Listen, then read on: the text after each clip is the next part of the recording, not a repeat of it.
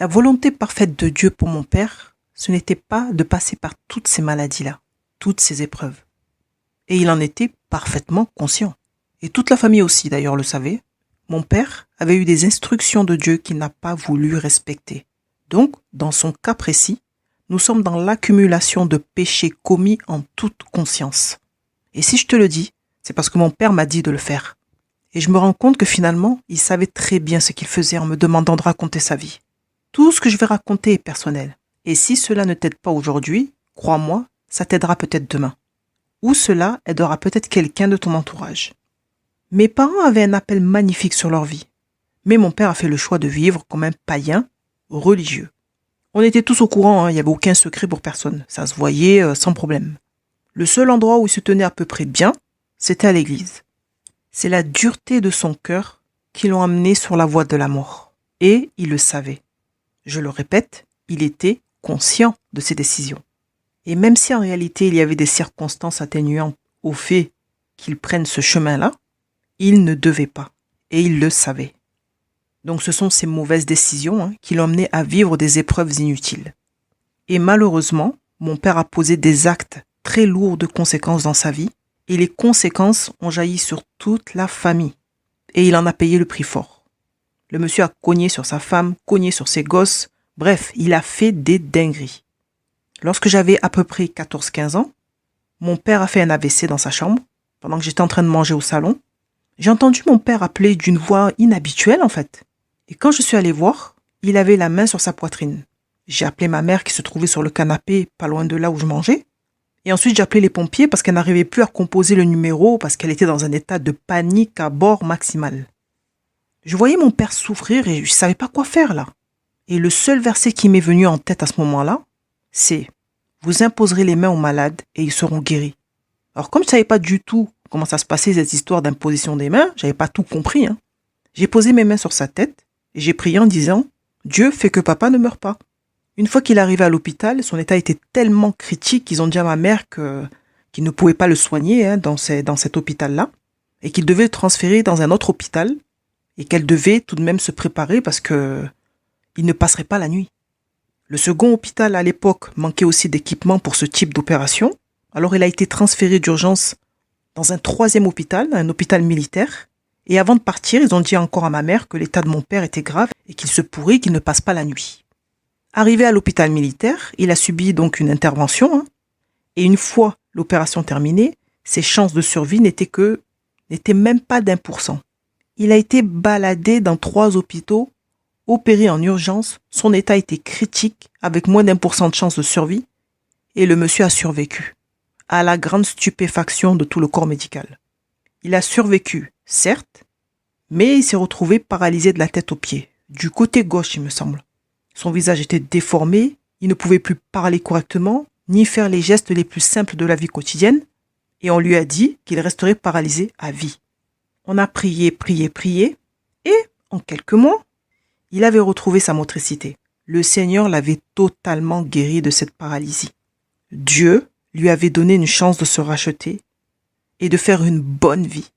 Et le Seigneur a ajouté des années à la vie de mon papa, avec une condition qu'il n'a pas respectée jusqu'au bout.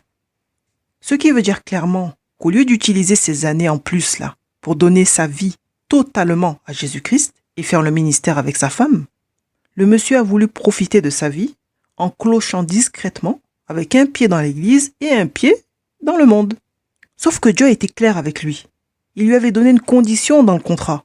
Mon père était un homme fort mentalement, avec une grande capacité à supporter la douleur physique. C'était une force de la nature. C'est-à-dire que quand il faisait de la soudure dans le garage, des fois on pouvait le voir plier des barres de fer avec ses mains. Normal, au calme. Les hommes du quartier le respectaient et le craignaient. C'était le guerrier noir, tatoué au bras, qui avait été dans la Légion étrangère. Bref, c'était le gars qui pouvait être assez sympa, tant que tu ne le chauffais pas de trop. Tu vois ce que je veux dire? Quand on était petit, c'était le seul papa du quartier qui n'avait pas besoin de sortir la ceinture dehors pour faire entrer ses enfants. Il se tenait dehors avec ses pectoraux, il croisait les bras et debout avec son chapeau là de Clint Eastwood, il nous fixait comme s'il était au Far West et qu'il attendait le bon moment, tu sais, pour dégainer une arme à feu là. Dès qu'on le voyait sortir, on commençait déjà à aller en direction de la maison. De toute façon, on savait qu'il fallait rentrer vite. Hein. C'était pas à peine qu'il parle, hein, tout était dans le regard. Un jour, je m'amusais tellement bien avec mes copines dehors, là. J'ai fait genre, tu vois, de ne pas le voir sortir de la maison. Après quelques minutes à me regarder, je vois que mon père rentre. Ah, moi, je me suis dit, chouette, c'est bon, il me laisse jouer, tranquille. Eh ben non. Le monsieur est ressorti avec sa ceinture en cuir. Quand je l'ai vu dérouler la ceinture et fouetter le sol avec, je savais que j'étais foutu. J'ai commencé à pleurer avant d'arriver devant lui. Et lui, tel un bon père attentionné, il me dit quoi? Mais pourquoi tu pleures pour rien? Attends 2 minutes, là au moins tu vas pleurer pour quelque chose. Tu m'as vu sortir tout à l'heure. Tu as fait semblant de ne pas me voir. Allez, rentre vite. Le daron était sans pitié. Il ne blaguait pas, même pas un peu. En plus, mes copines a regardé au loin, là. Elles savaient que j'allais me faire fouetter. Et avant de rentrer, mon père l'a fouetté le sol avec sa ceinture en cuir en regardant mes copines en leur disant « Allez, vous aussi, là, vous rentrez, là. » Elles ont couru chez elles en 2 temps, 3 mouvements. Alors que c'était même pas l'heure pour elles de rentrer. Hein. Mon père ne rigolait pas du tout avec la discipline. Il ne rigolait pas avec la discipline. Il ne rigolait pas avec l'obéissance des enfants vers les parents, les aînés. Et il a mis un point d'honneur à nous enseigner ces valeurs-là. Alors ces méthodes d'apprentissage, elles étaient légèrement discutables, certes, mais le fond, finalement, il était bon. Je crois que mon père, il a surtout fait ce qu'il pouvait avec le matériel émotionnel et éducationnel qu'il avait en stock. Alors, pour te donner une idée plus précise, voici un exemple d'apprentissage qu'il a utilisé sur moi pour m'apprendre l'obéissance, une bonne fois pour toutes. Et bizarrement, cette méthode cruelle-là, elle a fonctionné. Je n'ai plus jamais désobéi à mon père. Alors un jour, mon père, pour bien me faire comprendre le principe d'obéir à ses parents, il a employé une méthode qui a traumatisé tout le quartier pendant plusieurs mois. Et d'autres se souviennent encore de ça aujourd'hui, tellement ça les a marqués. J'avais à peu près 10-11 ans, je pense. Mon père m'avait interdit de sortir cet après-midi-là parce qu'il faisait froid dehors. Et à un moment donné, moi je regarde par la fenêtre et je voyais tous les enfants sortir jouer avec la neige parce qu'il neigeait. Et nous, dans le sud, c'était super rare la neige. Alors j'ai demandé à ma mère si je pouvais sortir. Elle m'a dit oui, mais tu rentres avant que ton père arrive, sinon tant pis pour toi. J'ai joué, et mon père est rentré plus tôt du travail à cause de la neige. Évidemment, il m'a vu dehors, il est rentré, j'ai suivi derrière, et là il me dit « Qu'est-ce que je t'ai dit hier ?» Moi je réponds « De ne pas sortir. »« Ah, donc tu as désobéi ?» Il me répond. Il va prendre sa douche, tranquille, et après il revient, et il me demande d'aller passer le balai dehors, juste dans un petit coin dans le jardin. Évidemment, je m'exécute. Et ensuite, quand j'ai fini, il me dit, va me chercher du gros sel. J'y vais, je ramène le gros sel. Et ensuite, il me dit, tu prends 2 poignées de gros sel, là où tu as passé le balai, là. Dans le jardin, tu verses le sel. Je comprenais rien à ce que j'étais en train de faire, mais je l'ai fait. J'ai pris 2 poignées de gros sel, j'ai versé le sel par terre, là où j'avais balayé. Ensuite, il me dit, tu vas aller chercher une bûche de bois. Je vais chercher la bûche de bois. Et pour finir, il me dit, tu vas enlever les chaussettes, le pantalon, le pull, et tu vas enfiler un t-shirt long. Là, je me suis dit, mais qu'est-ce qui se passe? Est-ce qu'on va aller faire de la peinture? De la poterie? Jusqu'à ce que je me souvienne que c'était pas le genre de père avec qui tu faisais des activités manuelles. Donc, une fois habillé avec mon long t-shirt, il me dit, tu voulais aller dehors, hein? Tu vas y aller. Il a pris un fauteuil, le type. Il a placé le fauteuil dehors. Il a pris son tabouret. Il a pris sa bouteille de rhum charrette. Un petit verre. Il s'est versé un verre. Il a mis son chapeau là de Clint Eastwood. Il a pris son journal. Il m'a dit à genoux. Là où tu as mis le sel là, tu te mets à genoux. Tu vas rester là 1 heure et tu vas tenir la bûche sur ta tête. Et si la bûche tombe là, tu restes 1 heure de plus. Il a bu une gorgée de rhum et il a commencé à lire son journal au calme. Et c'est comme ça qu'à l'âge de 10-11 ans, je me suis retrouvée sous la neige, en t-shirt long, à genoux, sur du gros sel, tenant une bûche de bois sur ma tête. Tu es choqué, n'est-ce pas?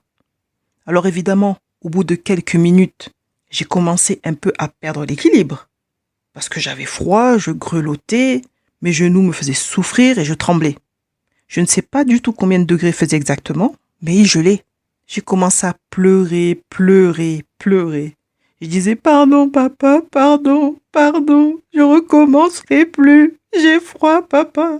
Le monsieur n'a eu aucune pitié. Il m'a dit, hé, hé, je vais pas t'entendre, hein. Pleure en silence. Aïe, le monsieur était, il était sans pitié. C'est exactement à ce moment-là que ma révolution là, contre toute forme d'injustice a pris place dans ma vie. Parce que malgré mon jeune âge là, dans mon cœur de petite fille, cette punition n'était pas juste. J'étais consciente que j'avais désobéi à mon père. Mais là, pour moi, il allait trop loin. Et c'est comme ça que quelques semaines après ma punition, dans la cour de récréation, j'ai fichu ma première raclée à un petit garçon de mon école parce qu'il était en train de voler le goûter d'un autre petit garçon qui était pauvre. Je l'ai frappé avec un bout de bois et pour moi, c'était juste. Il a saigné de la tête, mais pour moi, c'était juste. Il avait volé le goûter d'un garçon pauvre qui n'avait pas tous les jours de quoi manger. Alors imagine un peu ce que j'ai fait au premier mec qui s'est moqué de mon frère handicapé devant moi. Et c'est comme ça que dans ma vie, j'ai commencé à me faire justice moi-même. J'ai commencé par un bout de bois, ensuite ça a été des barres de fer, évidemment les poings et les pieds, plus tard avec des armes, jusqu'au jour où j'ai failli atteindre le point de non-retour, parce que j'allais tuer 2 personnes. Maintenant tu dois te demander pourquoi j'en suis arrivé là. Peu importe les raisons, ça j'avais pas à le faire, mais je l'ai fait quand même. Pour moi, ce que je m'apprêtais à faire là, c'était juste. Parce que, qu'est-ce qui s'est passé? Ce jour-là, je récupère ma fille chez la nounou, et quand je vais pour lui donner le bain, en enlevant ses vêtements, j'ai vu des bleus et des morsures. Sur son bras, sur son dos, sur sa jambe. Chez la nounou, il y avait 3 enfants. Et la seule qui marchait un peu et qui avait des dents et qui communiquait un petit peu, c'était la mienne. Les 2 autres étaient des bébés sans dents, absolument incapables de marcher et de faire quoi que ce soit. De plus, la première chose que j'ai fait, c'est d'enlever l'élastique sur la tête de ma fille, parce que je lui avais fait une couette le matin. Et en enlevant l'élastique, tous ses cheveux sont restés dans ma main. Ce qui signifie que quelqu'un lui avait arraché les cheveux avec une force terrible. Je n'avais jamais vu ça de toute ma vie. Et ça ne pouvait pas être l'un des 2 bébés qui ne tiennent même pas debout. De plus, il y avait du sang sur le t-shirt de ma fille. J'ai rhabillé ma fille, illico presto. Je l'ai amenée immédiatement chez le médecin, qui m'a fait un papier pour ma fille et m'a confirmé qu'effectivement, un enfant n'avait pas la force d'arracher les cheveux comme ça. Parce que j'avais mis les cheveux là qui sont restés dans ma main, je les avais mis dans un sachet de congélation et je les ai ramenés là-bas. J'ai dit, regardez, quand j'ai enlevé l'élastique de ma fille, voici ce qui est tombé de la tête de ma fille. Le médecin était choqué et je voulais qu'elle voie ça. Elle a regardé le corps de ma fille, elle a vu les morsures, elle a vu les bleus, des marques qu'il y avait sur son corps. Je suis reparti de là-bas avec une ordonnance pour la pharmacie quand j'ai regardé ma petite fille, mon petit bébé, traumatisé comme ça, qui me disait, maman, maman, bobo tête, bobo tête. J'ai vrillé. J'ai vrillé complètement. La folie m'a saisi. La folie meurtrière, là, elle m'a saisi. Je suis allé voir mon pote, là, Abdelkrim. Et rien que là, dans le prénom, t'as compris la suite de l'histoire. J'aurais pu aller voir Moussa, Mustapha, Mamadou. Je suis allé voir Abdelkrim. Tout était dans le prénom. Il bossait à la station, là, pas loin de chez moi. Je lui ai dit de me remplir un bidon d'essence. Il m'a dit, pourquoi faire, t'as pas de voiture? J'ai dit, laisse. J'ai pas besoin, c'est pour faire un barbecue. Il me dit, toi, tu fais des barbecues à l'essence, toi? J'ai dit, laisse, remplis-moi ça. J'ai pris mon bidon d'essence. Je voyais rouge, rouge, rouge. Je me suis pointée chez la nourrice. J'ai sonné une fois. Ensuite, je suis allée cacher l'enfant derrière le mur. Non, parce que dans ma folie était tellement présente que j'ai pris ma fille dans mon délire. Donc, j'ai sonné une fois. J'ai caché ma fille dans la poussette derrière un mur, là, dans le couloir, pas trop loin de moi. Mais je voulais pas qu'elle voie ça quand même. Et dans mon sac, moi, j'avais toujours un casque avec de la musique pour pouvoir écouter de la musique. Donc, je lui ai mis le casque et je lui ai mis la musique. J'ai dit, bouge pas, maman revient. J'ai commencé à mettre des coups de pied dans leur porte. La nounou, elle est sortie. J'ai dit à genoux. Elle m'a regardée, elle m'a dit, mais ça va pas, mais qu'est-ce que vous avez? Qu'est-ce qui se passe? J'ai répété, à genoux. Elle a commencé à dire, non mais vous êtes complètement folle, hein, je vais appeler la police. De là, son mari est arrivé. J'ai dit, avant d'appeler la police, là, réfléchissez bien. J'ai sorti le sac de congélation, là, avec tous les cheveux de ma fille. Et je lui ai dit, vous avez vu ça, là? Vous avez arraché les cheveux de ma fille. Vous l'avez mordu et peut-être même frappé. Vous l'avez traumatisé. Maintenant, c'est moi qui vais vous traumatiser. J'ai dit, à genoux. Évidemment, là, ils ont commencé à paniquer. Surtout la nounou, qui n'a même pas cherché à contredire mes propos. Elle n'a pas dit « Oh non, c'est pas vrai ce que vous dites. Non, j'y suis pour rien, j'ai rien fait. » Non, non, rien du tout. J'ai vu que dans son regard, là, elle avait compris que j'avais compris. Et en fait, là, ça m'a confirmé ce que je savais déjà. Elle avait maltraité mon petit bébé, mon rayon de soleil, la prunelle de mes yeux. À ce moment-là, mon sang n'a fait qu'un tour, un tour seulement. J'ai pris mon bidon d'essence, j'ai commencé à verser l'essence sur la porte et à l'entrée de chez eux. Et là, j'ai dit à genoux maintenant. Ils se sont exécutés sans discuter, bizarrement. Et là, j'ai dit à la nounou, comment avez-vous pu faire du mal à un enfant? Vous êtes nourrice. Elle a commencé à chialer. Pardon, pardon, pardon, je sais pas ce qui s'est passé. Pardon, pardon. Je l'ai attrapé par les cheveux, je l'ai traîné jusqu'au milieu du couloir. Au loin, il y avait ma fille. J'ai dit, maintenant, vous demandez pardon à ma fille. Vite, vite, maintenant. Évidemment, elle a demandé pardon à ma fille. Ensuite, je l'ai traînée à nouveau par les cheveux pour la ramener chez elle. Et quand j'arrive devant la porte, je vois son mari qui restait là dans la même position. Mais je vois que par terre, il y avait une flaque d'eau. Sauf que moi, j'avais pas versé d'essence là. J'avais versé à côté. En fait, elle avait fait pipi par terre. Là, je regarde, je dis, hé, ta femme, elle est nounou, hein. Il y a des couches dans la salle de bain, imbécile. Ensuite, j'ai dit à la nounou, ma fille ne reviendra plus jamais ici. Et aucun enfant d'ailleurs ne reviendra ici. J'ai pris mon bidon d'essence, j'ai fini de tout vider. J'ai vidé sur eux, les deux, j'ai vidé. Ils ont commencé à chialer. Et au moment où j'allais allumer mon briquet, là, c'est là que j'ai entendu une voix forte derrière moi. Ne fais pas ça. Je me suis retournée, je crois qu'il y avait quelqu'un derrière moi qui m'avait vu faire tout ça. Je me suis dit, ça y est, c'est cuit. Je vois qu'il n'y a personne. Je marche doucement dans le couloir. Personne. J'avance jusqu'au mur où derrière se trouvait ma fille. Et là, ma fille m'appelle. Maman, maman, j'ai faim. Maman, j'ai faim. J'ai vite compris que c'était Dieu qui me freinait dans ma folie, là, ma folie furieuse, avant que je sois condamnée à perpétuité et que ma fille se retrouve orpheline. Et ça, c'était la dernière plus grosse dinguerie que j'ai faite. Je pense que si j'avais continué sur ce chemin-là, j'aurais certainement coulé des gens vivants dans le béton sans problème de conscience. Et il m'a fallu une bonne dose de Jésus-Christ pour que je sois délivré de cette mentalité. Parce que pour moi, ce que je faisais était juste. Et il m'a fallu beaucoup de temps, il m'a fallu plusieurs années pour que je comprenne que se faire justice soi-même pour une situation injuste n'était pas juste. Aujourd'hui, je hais toujours l'injustice, c'est toujours pareil. C'est toujours très insupportable pour moi. Mais le Seigneur m'a enseigné, et il m'enseigne encore aujourd'hui, à régler les problèmes selon sa pensée et selon sa justice. Gloire à Dieu, parce que sinon, j'aurais été vraiment un problème pour la société. Des fois, ce n'est pas facile, j'avoue. C'est pas facile pour moi d'avoir de bonnes réactions face à certaines situations. Mais j'y arrive de mieux en mieux depuis quelques années maintenant. Eh oui, tout le monde a ses luttes, tout le monde a ses combats. Bref, revenons à ma punition.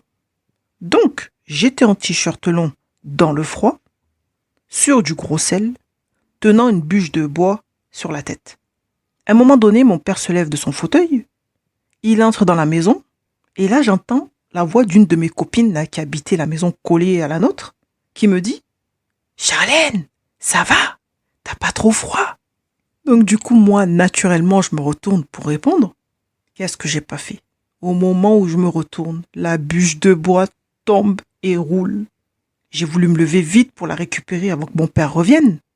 Mais il m'était impossible de me lever. Mes genoux me faisaient trop mal. Alors qu'est-ce que j'ai fait? Je me suis jeté au sol. J'ai rampé un peu, tu vois. Et j'ai réussi à attraper la bûche. Sauf qu'au moment où j'ai récupéré ma bûche, mon père est arrivé et il m'a vu. Il s'est assis au calme dans son fauteuil. Il a ouvert son livre de mots croisés, là, ou je sais pas quoi. Il m'a dit, tu restes 1 heure de plus.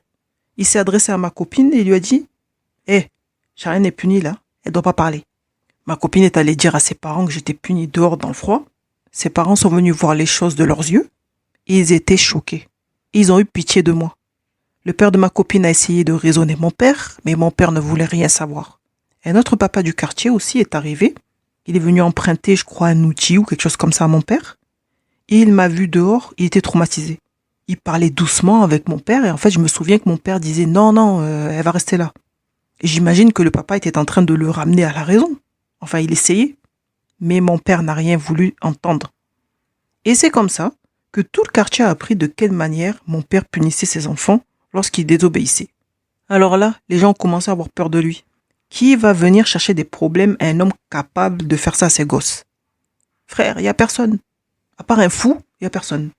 À un moment donné, j'ai cessé de pleurer. Je ne sentais plus mes genoux. Et je me suis concentrée pour essayer de ne plus faire tomber la bûche. Parce que je ne voulais pas rester encore 1 heure de plus, tu comprends?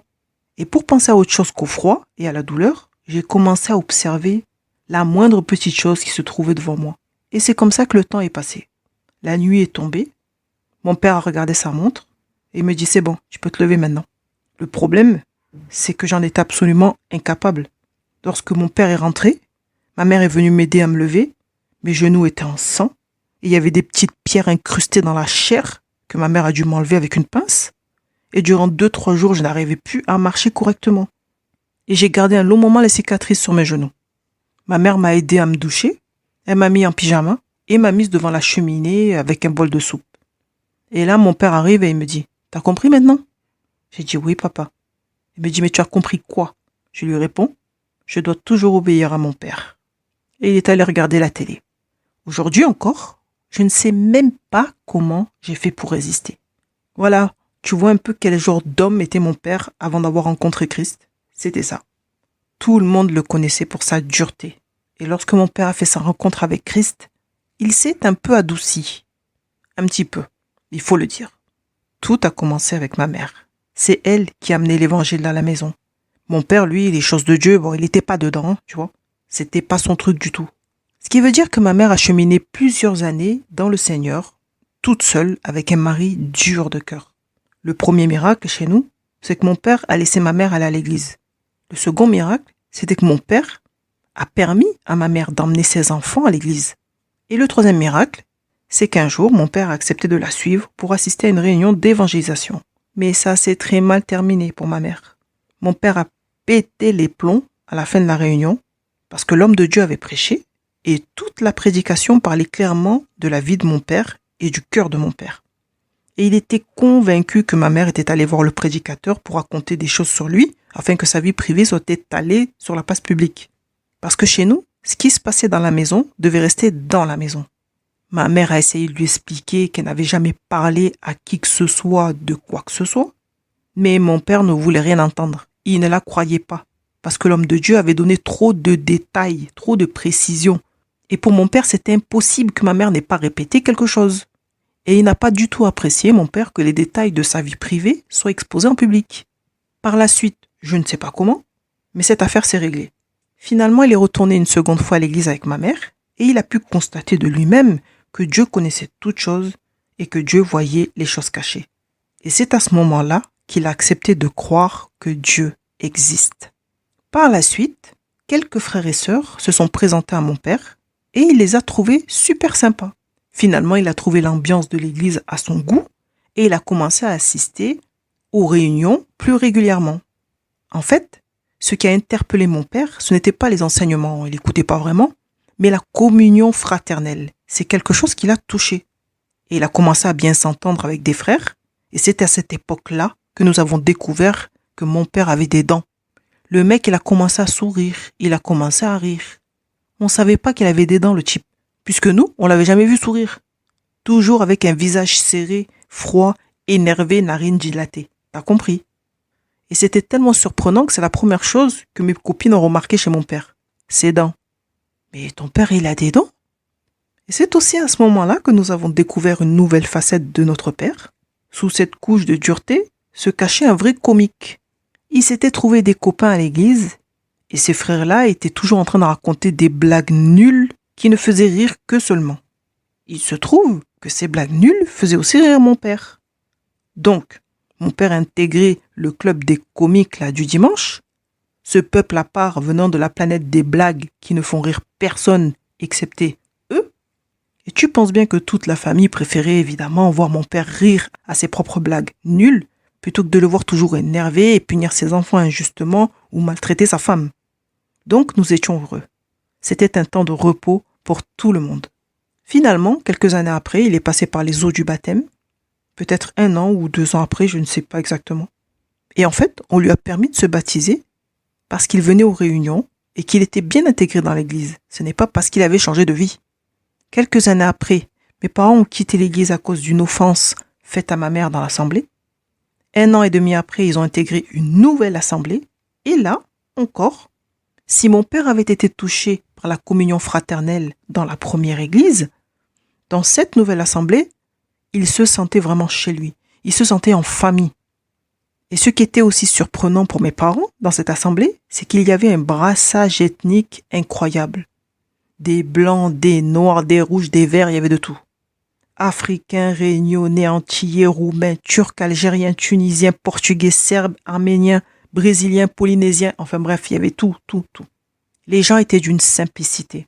Et il y avait vraiment beaucoup d'amour entre les frères et sœurs. Il y avait des problèmes, évidemment, comme dans chaque église. L'église parfaite n'existe pas. Mais il y avait beaucoup d'amour. Dans cette assemblée, il y avait beaucoup de joie et je peux dire qu'il y avait une grâce particulière en ce temps-là. Cette fois-ci, mon père était interpellé par l'amour qu'il y avait entre les frères et sœurs, mais aussi par les enseignements qui étaient d'un autre niveau. On n'était plus à l'école primaire, là. Dans cette église, on était à l'université. Le pasteur rentrait toujours en profondeur dans les messages et mon père était à l'écoute. Il était vraiment intéressé. Il ne comprenait pas tout, mais il était intéressé. La parole de Dieu était prêchée avec vérité, la nourriture spirituelle était vraiment bonne et mes parents étaient heureux. Ils se sentaient à leur place. Et pour ne rien gâcher, il y avait un groupe de louanges exceptionnel. Un groupe de louanges béni. Mais malgré toutes ces bonnes choses, mon père tâtonnait sur le plan spirituel. Le cadre lui plaisait, il se sentait comme à la maison. Il était content parce qu'il pouvait parler le créole de chez lui avec certains frères et sœurs qui venaient du même bled que mes parents.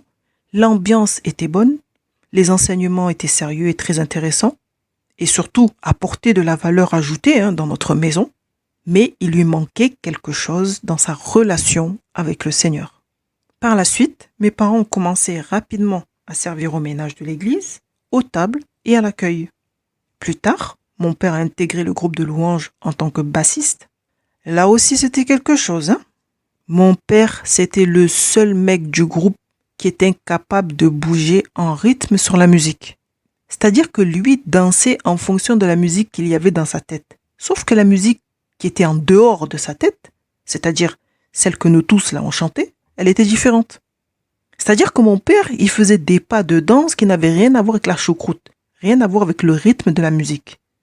Lui là, il louait Dieu en désordre. Il nous affichait chaque dimanche. Mais il s'en fichait, il était à fond, il était trop content. Il nous foutait la honte, mais c'était pas grave. Là encore, on n'a rien dit. Il était tellement content d'être dans ce groupe de louanges, qu'est-ce que tu veux faire? On préférait le voir comme ça. Eh oui, mon ami, il y a des noirs qui ne savent pas danser. Arrêtez vos bêtises là, tout le monde. Oh, vous les noirs, vous avez le rythme dans la peau. Non. Mon père en était la preuve. Il faisait partie des noirs qui ne savent pas danser. Au bout de quelques années, mes parents ont été consacrés en tant que diacres et diaconesses à cause de leur fidélité dans leur travail pour l'église. Quelques mois après, le pasteur a demandé à mes parents d'ouvrir une église de maison chez nous, parce qu'on était la seule famille à ramener des familles entières à l'église, et ces familles vivaient près de chez nous. Et comme l'église était loin, tout le monde n'avait pas la possibilité de venir aux réunions la semaine, c'était compliqué. Et c'est comme cela que la maison de mes parents s'est retrouvée pleine de monde semaine après semaine. Et il n'y avait plus assez de place en fait chez nous. On était presque assis les uns sur les autres. Mais on était bénis. Vraiment bénis. On avait un responsable de notre église de maison. Il venait avec sa guitare, il dirigeait la louange, il prêchait, il priait pour les gens. Et on vivait vraiment de grandes choses avec le Seigneur. Il y avait toujours des gens nouveaux qui venaient entendre la parole de Dieu dans la maison de mes parents. Malgré toutes ces choses, malgré toutes ces bénédictions, mon père stagnait quand même dans sa foi. C'est comme si, en fait, il n'était toujours pas convaincu de là où il avait mis les pieds. Il manquait quelque chose. Pourtant, il a essayé. Il a essayé pendant peut-être 1 an ou 2 de persévérer dans la prière, dans l'étude de la parole. Il était fidèle aux réunions et surtout fidèle à ses engagements dans l'église. Mais rien n'y faisait. Il n'avançait pas sur le plan spirituel. Il ne progressait pas. Tout simplement parce que son amour pour les choses du monde était plus fort que pour les choses de Dieu.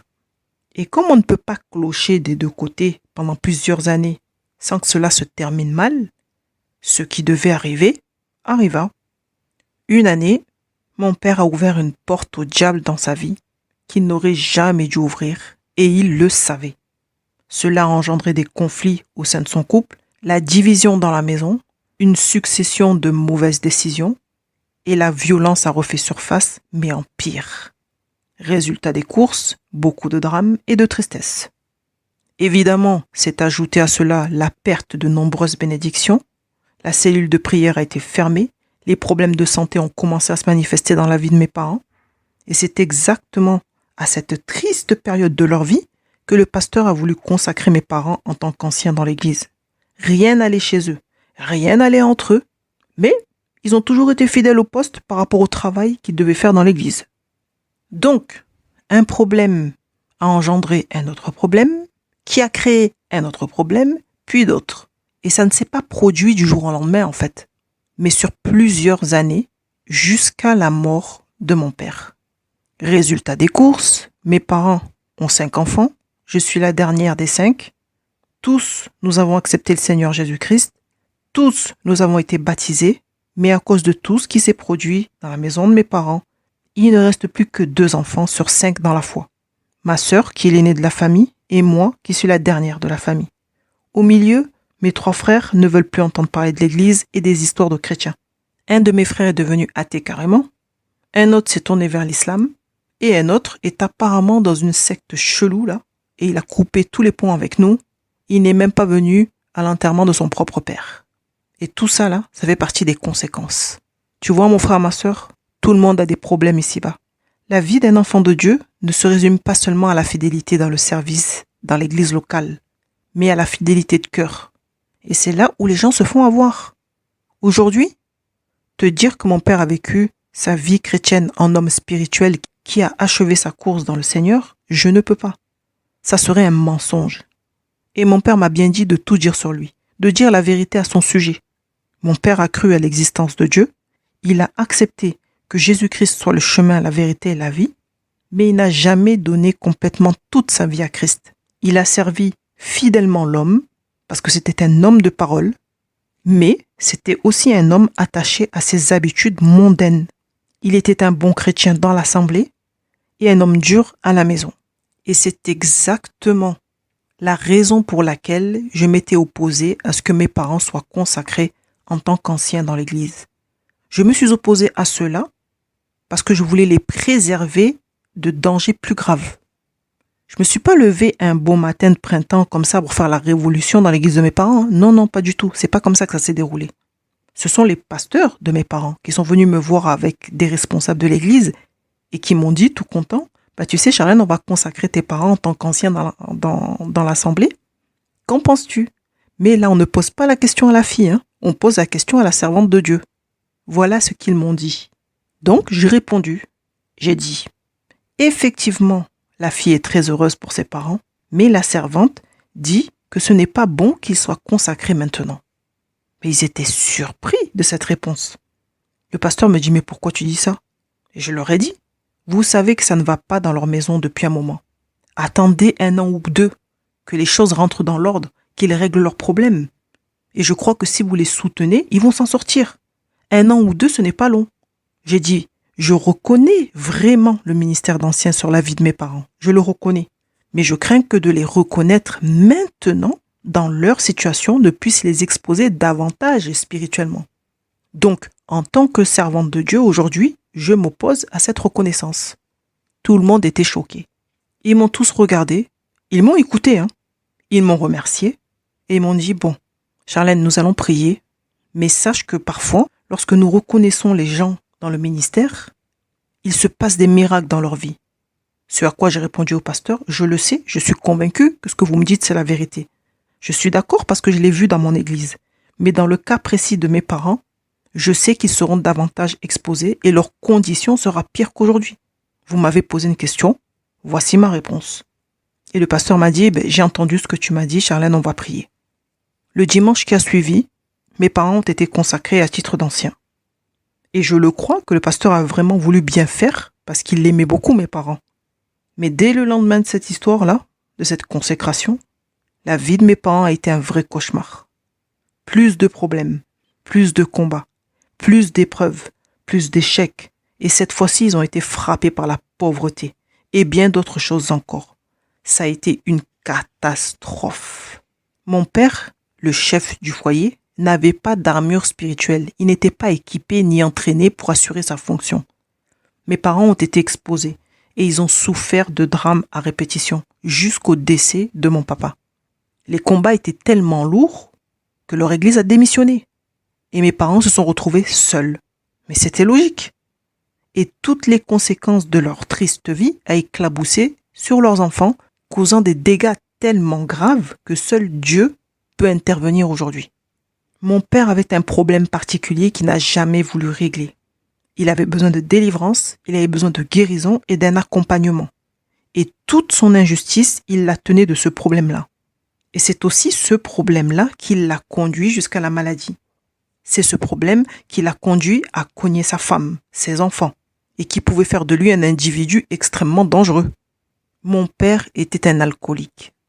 Et c'est comme ça que le diable l'a tenu toute sa vie. Sa violence venait de là. Son injustice venait de là.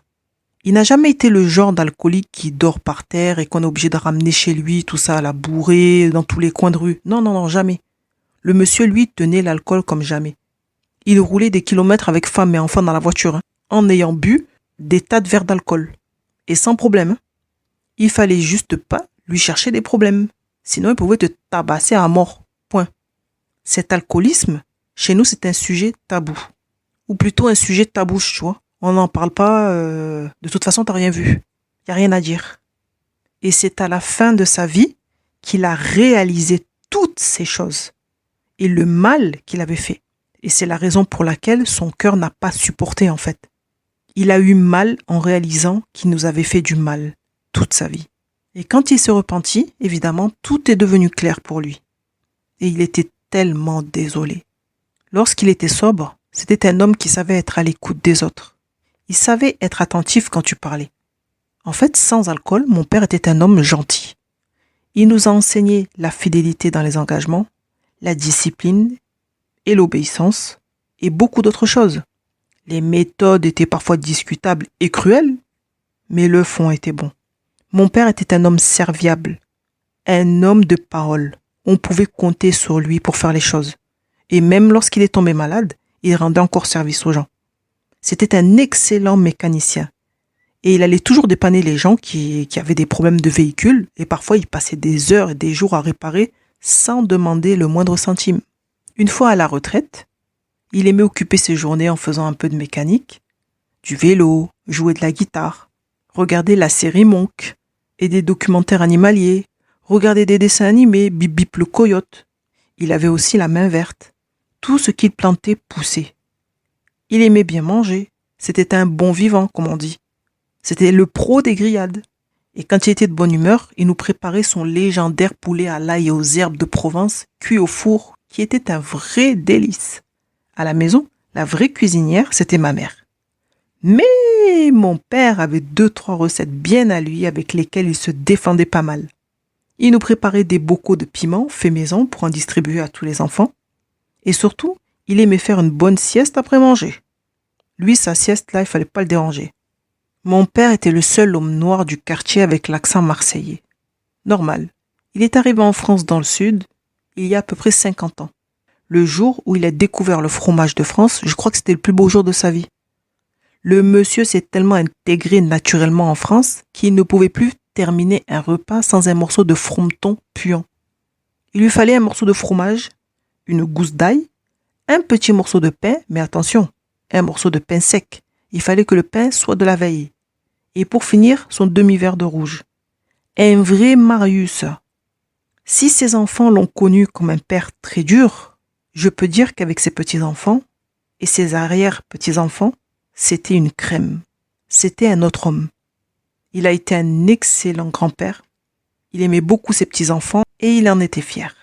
C'est en lui posant ses petits-enfants dans les bras que nous avons découvert un homme capable de douceur. C'est extraordinaire. Il leur a appris à jouer de la guitare, à bricoler. Il faisait du vélo avec eux, jouer au ballon. Il allait se balader avec eux.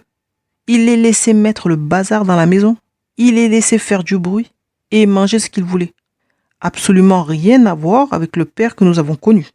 Nous, il fallait qu'on joue en silence, qu'on mange ce qu'on nous donne en silence et qu'on pleure en silence. Mais ces petits-enfants avaient le droit de faire du bruit et il n'était pas gêné. Aujourd'hui, je peux dire que j'ai connu plusieurs facettes de mon père. Avant sa rencontre avec le Seigneur, j'ai connu l'homme froid, l'homme distant, mais aussi le père travailleur. Il a toujours travaillé pour qu'on ne manque pas de nourriture. J'ai connu le père fort et le père dur de cœur. J'ai connu aussi l'homme et le père violent. Et après sa rencontre avec le Seigneur qu'il a un petit peu adouci, j'ai connu l'homme drôle, l'homme sensible, le père et l'homme serviable, l'homme fidèle à ses engagements dans l'église locale, le père violent, le grand-père et l'arrière-grand-père doux, tolérant et patient. Et je peux dire qu'à la fin de sa vie, c'est-à-dire 15 jours avant sa mort, j'ai connu le père aimant que j'ai toujours voulu avoir. C'était un bonus de Dieu auquel je ne m'attendais absolument pas. Aujourd'hui, je peux dire que je suis une femme bénie, parce que le Seigneur a toujours préservé mon cœur pour que je ne puisse pas avoir une image tordue du Père. Toute ma vie, sur mon chemin, depuis ma plus tendre enfance, Dieu a mis des papas aimants au-devant de moi. Des papas qui avaient un comportement exemplaire, qui m'ont traité comme leur enfant.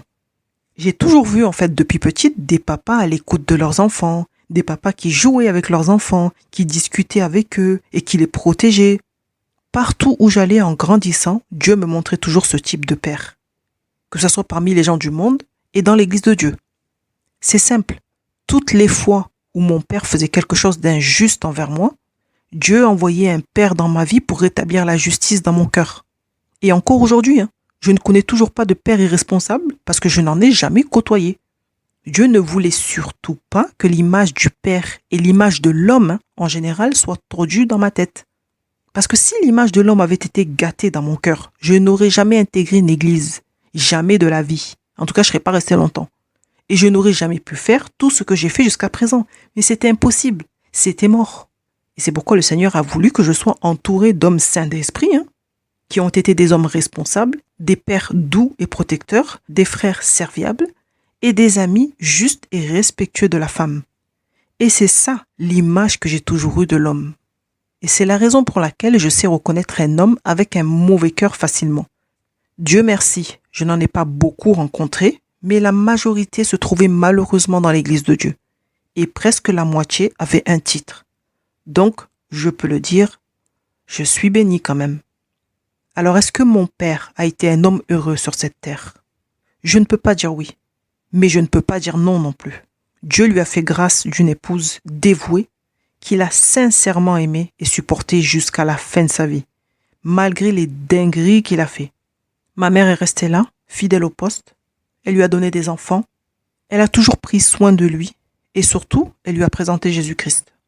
Et je crois aussi qu'il a eu quand même de très bons moments, des moments joyeux par le biais de l'assemblée, par la communion fraternelle, dans les deux assemblées en plus. Et je sais surtout que ses petits-enfants étaient réellement une source de bonheur pour lui. Mais, malheureusement, je sais aussi qu'il a vécu beaucoup de frustration parce qu'il n'a jamais pu faire les choses qu'il voulait entreprendre dans sa vie. Finalement, sa vie a été une succession de « si j'avais su » et d'obligations mal vécues qui ont engendré des frustrations et des regrets. Et parfois, il en a voulu à ses enfants, parfois à sa femme, parfois à la terre entière, parfois à Dieu et surtout à lui-même. Et c'est à la fin de sa vie qu'il a enfin déposé tous ses fardeaux aux pieds du Seigneur, qu'il a enfin connu la paix de Dieu et qu'il a su apprécier sa vie et tout ce qu'il avait. Et la Bible dit « Mieux vaut la fin d'une chose que son commencement ». Et la fin de la vie de mon papa est une fin glorieuse. Car ce dimanche 24 décembre 2023, il s'est repenti sincèrement et il a décidé de donner totalement sa vie à Jésus-Christ. Et quelques jours avant, c'était pas gagné, mon ami. Il a donné son corps, ses pensées et son cœur au Seigneur devant témoins. Et nous avons vu de nos yeux la transformation de son cœur. Nous avions devant nous un chef de famille, selon le cœur de Dieu, un serviteur bien qu'affaibli par la maladie. L'atmosphère même de la maison avait totalement changé en un instant. C'était comme si tout était rentré dans l'ordre, tout simplement. Ma mère avait un époux digne de ce nom, et nous avions un père que Dieu avait prévu pour nous à l'origine. Perso, je n'en demandais pas tant. Moi, je voulais juste que mon père soit sauvé. Mais mon Dieu de miséricorde m'a fait grâce d'un bonus. Mon papa a eu une vie compliquée, mais il a eu une fin glorieuse, et je bénis le nom de l'Éternel pour cela. C'est pourquoi, en ce qui concerne la mission que j'ai eu à faire auprès de mon papa, je dirais que tout est accompli. Pour terminer ce témoignage qui est peut-être le plus long de l'histoire du témoignage dans ma vie, je te dirai 2 choses. Premièrement, reste à l'écoute du Saint-Esprit, parce que Dieu peut te parler tantôt d'une manière, tantôt d'une autre pour t'avertir du danger, t'enseigner, te révéler des choses importantes pour ta propre vie ou pour la vie de quelqu'un d'autre. Et deuxièmement, tant que les gens sont encore en vie, mon ami, il y a toujours un espoir de changer la situation. Et si tu crois au-delà des circonstances, au-delà de ce que tes yeux voient et au-delà de ce que tes oreilles entendent, alors, même dans la pire situation, tu verras la gloire de Dieu. C'était la sœur Charlène, diaconos de l'Église de Jésus-Christ.